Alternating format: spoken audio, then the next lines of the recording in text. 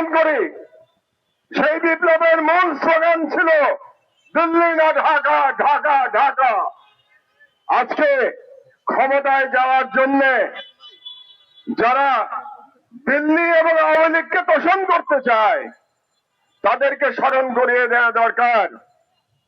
হাদি কিন্তু শুরু শেষ নয়, এরপরের বুলেট আপনাদের জন্য অপেক্ষা করছে।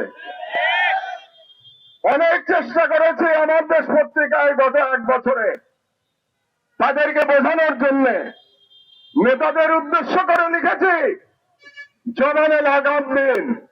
নেতারা কথা শোনেন নাই, তাদের জবানে লাগাম দেয়া যায় নাই। ক্ষমতায় যাওয়ার উদগ্র ইচ্ছায় তারা একে অপরের বিরুদ্ধে যে রেটরিক ব্যবহার করছেন, এই রেটরিকের সুযোগে পতিত ফাঁসিবাদ এবং ভারতীয় আধিপত্যবাদ আবার বাংলাদেশে অনুপ্রবেশ করেছে। আপনারা সুশীলদের কথা বললেন, হাসনাত সুশীলদের কথা বলে গেল। আসল কথা হচ্ছে আমাদের ভুলে গেলে চলবে না, এই সুশীলরাই বাংলাদেশে ফাঁসিবাদ কায়েম করেছে। সুতরাং সুশীলদের কাছে চরিত্র বদলানোর কোন আশা আপনারা করবেন না।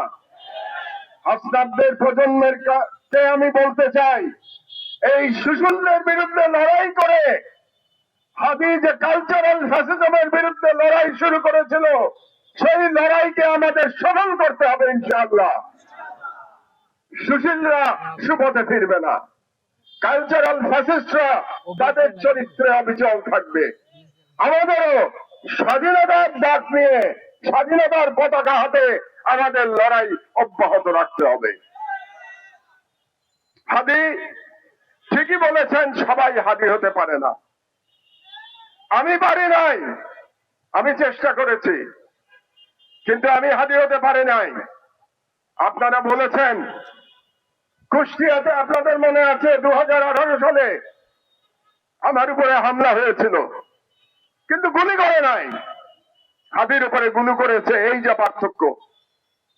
আমি সেদিন তাদেরকে বলেছিলাম ভারতীয় কুকুর, এই ভারতীয় কুকুরদের আমাদের চিহ্নিত করে তাদেরকে নির্মূল করতে হবে। বাংলাদেশে ফ্যাসিবাদের কোন আইকন থাকতে পারবে না। সুশীলত্বের বয়ান হচ্ছে আইকনদের টাচ করা যাবে না। তার মানে তারা ফ্যাসিবাদের রুট বজায় রাখতে চায়। ফ্যাসিবাদের রুট নিক্ষেপ করতে হবে বঙ্গোপসাগরে। ফ্যাসিবাদের কোন আইকন আমরা মানি না। আমরা বাংলাদেশের স্বাধীনতায় বিশ্বাস করি। বাংলাদেশে কোন বিভাজন আমরা চাই না।